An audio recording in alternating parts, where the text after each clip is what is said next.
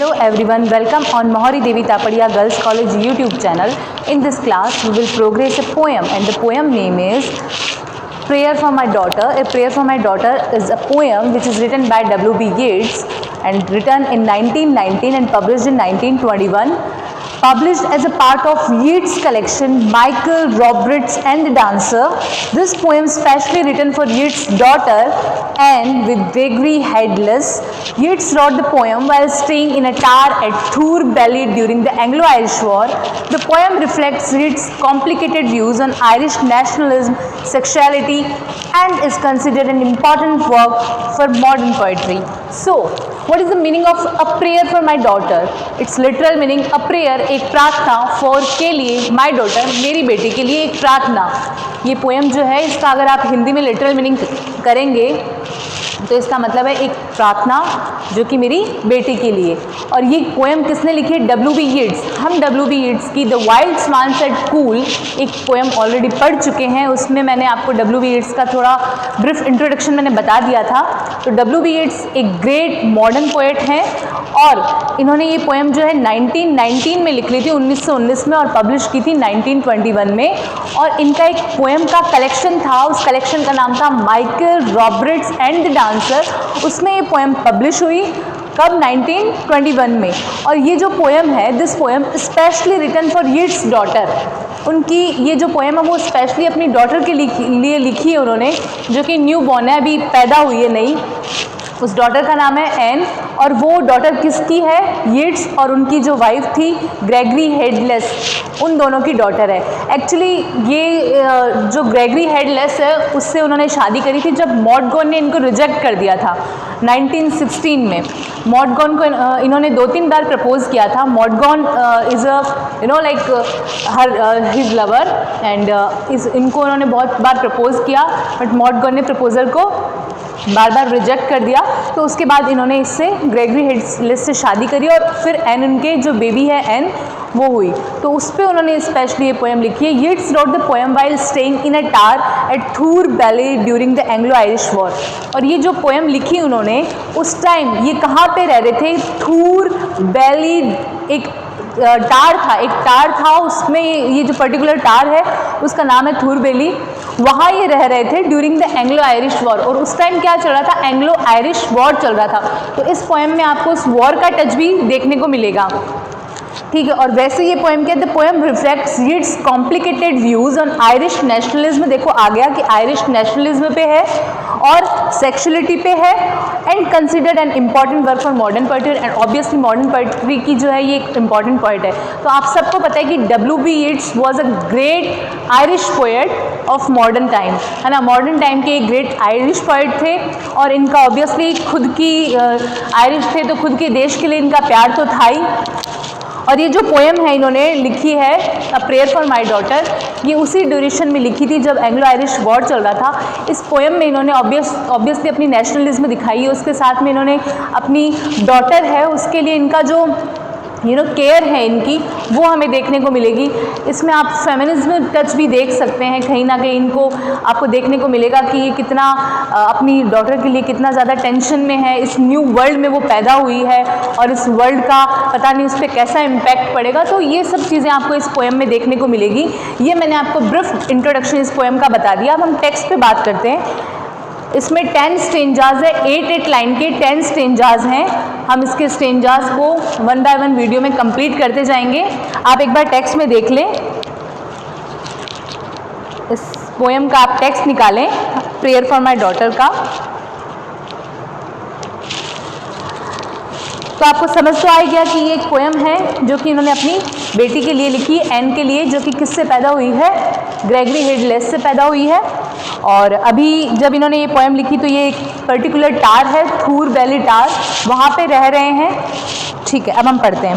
Once more the storm is howling, once more the storm is howling, here storm represent as that Anglo-Irish war. Storm represent is जो nationalism की Anglo Irish war चल रहा है, तो जो लोग अपनी आयरिश के लोग हैं जो नेशनलिज्म चाह रहे हैं, वो स्टॉर्म एक तरह से तूफान, उसको सिंबॉलिकली मीनिंग है यहाँ स्टॉर्म का मीनिंग। तो once more the storm is howling, एक बार फिर से जो तूफान है वो हाउल कर रहा है। डॉग्स आर हाउलिंग, जैसे डॉग्स हाउल करते हैं रात के टाइम में, वैसे ही अभी जो स्टॉर्म है, तूफान है, वो हाउल कर रहा है। ठीक है, बहुत तेज़ी से आ रहा है। तो यहाँ स्टॉर्म का आप सिंबॉलिकली मीनिंग मान सकते हैं कि जो स्टॉर्म है वो बहुत ज़्यादा तेज़ी से चल रहा है, और जो आयरिश के लोग हैं वो बहुत ज़्यादा आप कह सकते हैं कि उनको फ्रीडम चाहिए, फ्रीडम के लिए हाउल कर रहे हैं। Once more the storm is howling and half hid under this cradle hood and coverlid my child sleeps on. फिर उन्होंने बताया है कि इस जो तेज तूफान में भी, है ना, मतलब इन तेज लड़ाइयों में भी, एंग्लो आयरिश वॉर चल रहा है, इनमें भी मेरी बेटी and half hid under this cradle hood and coverlid my child sleeves on. Cradle आप सब जानते हैं, एक पालना होता है, झूला होता है बच्चों को सुलाने का, उसमें मेरी बेटी आधी ढकी हुई, मतलब पूरी तरह से वो नहीं ढकी हुई है, आधा कवर है उस पर, आधी ढकी हुई सोई हुई है। And half hid under the cradle hood and coverlid my child sleeves on, मेरी बेटी उस क्रेडल में सोई हुई है जो कि आधी ढकी हुई है। तो यहाँ पता चल रहा है कि अभी वो सेफ है, क्योंकि वो अपने क्रेडल में सो रही है। मेरी जो बेटी है वो अपने क्रेडल में, अपने झूले में सो रही है, तो वो अभी दुनिया से सेफ है, अभी उस पर दुनिया का भार नहीं आया है। अभी ये जो वर्ल्ड है जो कि बहुत ज़्यादा, जिसमें दंगे चल रहे हैं, लड़ाई चल रही है, उससे वो सेफ है, उससे वो प्रोटेक्शन में है। फिर क्या बात कर रहे हैं poet, there is no obstacle but Gregory's wood and one bare hill.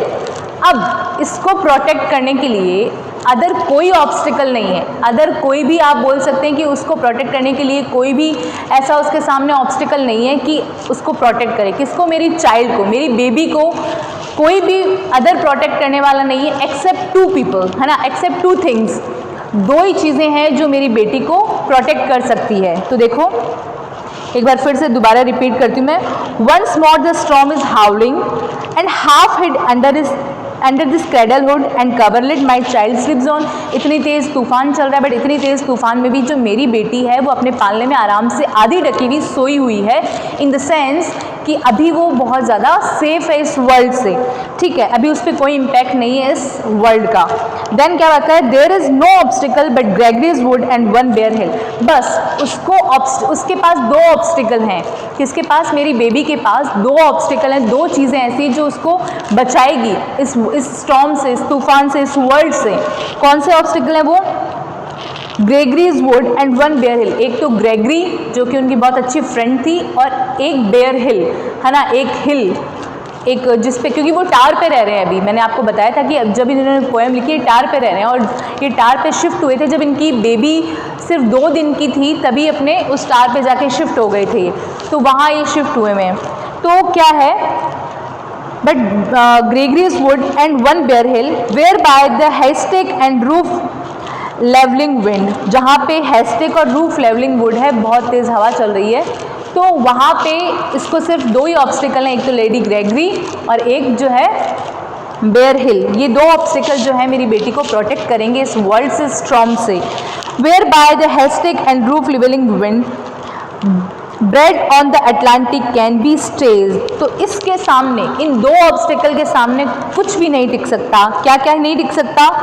Where by the haystack and roof levelling wind, बहुत तेज़ हवा भी इन 2 ऑब्स्टिकल के सामने जो कि मेरी बेटी को प्रोटेक्ट करने के लिए हैं, नहीं टिक सकती, बहुत तेज़ हवा भी। और क्या नहीं टिक सकता? Bred on the Atlantic can be stayed, even Atlantic की जो तेज़ हवाएं चल रही वो भी नहीं रुक सकती इन 2 ऑब्स्टिकल के सामने। मीन्स जो मेरी बेबी को प्रोटेक्ट करने के लिए 2 ऑब्स्टिकल हैं वो काफ़ी स्ट्रॉन्ग है ना, उनके सामने कोई भी तेज़ हवा या कोई भी स्टॉर्म नहीं रुक सकता। इन the sense now my baby is full on protection. ठीक है, वो पूरी तरह से प्रोटेक्शन में है, उसके सामने जो 2 ऑब्स्टिकल हैं वो बहुत ज़्यादा स्ट्रॉन्ग है। देन क्या बात करें, because of the great Bloom this is in my mind, है ना, नहीं सॉरी नेक्स्ट लाइन थी, हाँ यही कि bred on the Atlantic can be stayed and for an hour I have walked and prayed. फिर कह रहे फॉर एन आवर, 1 घंटे में, I have walked and prayed, मैंने वॉक किया और प्रेड किया। प्रेड इन द सेंस मैंने प्रेयर करी अपनी बेबी के लिए। and for an hour I have walked and prayed because of the great gloom this is in mind. और मैंने ये प्रार्थना इसलिए करी, मतलब आई हैव वॉकड, मैं वॉक कर रहा हूँ और मैं प्रे कर रहा हूँ, मैं गॉड से प्रार्थना कर रहा हूँ, क्योंकि ये जो ग्रेट ग्लूम है मेरे माइंड में वो हलचल मचा रहा है। इन द सेंस कि अभी जो टाइम है वो लड़ाइयों का टाइम चल रहा है, दंगों का टाइम चल रहा है, और इन दंगों के टाइम में मेरी बेबी ने जन्म लिया है। अभी तो वो सेफ़ है, उसके सामने 2 ऑब्स्टिकल है जो उसे सेफ़ रखे हुए हैं, बट पता नहीं फ्यूचर में क्या हो। वो actually he is in tension, है ना, वो टेंशन में है। क्यों है टेंशन में? क्योंकि उसको अपनी बेबी के फ्यूचर का टेंशन है कि मेरी बेबी इस जगह जन्म तो ले चुकी है, बट अब पता नहीं उसका फ्यूचर कैसा होने वाला है। इतनी लड़ाई दंगे, ऐसा माहौल चल रहा है, क्या होगा। तो वो यही कह रहा है, फर्स्ट स्टेंजा में यही कह रहा है कि मेरी जो बेबी है वो आराम से सोई हुई अपने क्रेडल में, अपने झूले में, हाफ फिट, आधी ढकी हुई, क्योंकि अभी उसे कोई भी टेंशन नहीं है, वो बिल्कुल प्रोटेक्शन में है। और उसके सामने 2 ऑब्स्टिकल हैं उसको प्रोटेक्ट करने वाले, एक तो लेडी ग्रेगरी और एक बेयर हिल, है ना, एक पहाड़ी, ऊंची पहाड़ी एकदम उसको प्रोटेक्ट करे हुए है। उनके सामने कोई भी किसी भी तरह की तेज़ हवा या स्टॉर्म नहीं टिक सकता, वो पूरी तरह से सेफ़ है। बट मैं ये जो सब चीज़ें चल रही है मेरे माइंड में, उनको उन जो उतार चढ़ाव चल रहा है मेरे माइंड में, उसको लेके मैं टेंशन में हूँ, और मैं वॉक करते हुए गॉड से प्रे कर रहा हूँ कि दैट मेरी बेबी को सेफ़ रखना। ये फर्स्ट स्टेंजा में है। नेक्स्ट वीडियो में हम नेक्स्ट स्टेंजा पढ़ेंगे, बट मैं आपको फिर से एक बार इसका ब्रीफ इंट्रोडक्शन बता देती हूँ। A prayer for my daughter, ये W.B. येट्स ने अपनी बेटी के लिए लिखी है। बेटी का नाम एन है, जो कि किससे पैदा हुई है? ग्रेगरी हेडलेस से पैदा हुई है। और ये जो पोएम है ये उस टाइम लिखी गई जब एंग्लो आयरिश वॉर चल रहा था। तो उस टाइम क्या हुआ कि जो सबका ऑब्वियस है, अभी जैसे कोरोना चल रहा है तो बहुत सारे लोग डिप्रेशन में हैं, पता नहीं क्या होगा, फाइनेंशियल प्रॉब्लम है, हेल्थ प्रॉब्लम है, लोगों को बहुत तरह तरह की प्रॉब्लम हो रही है।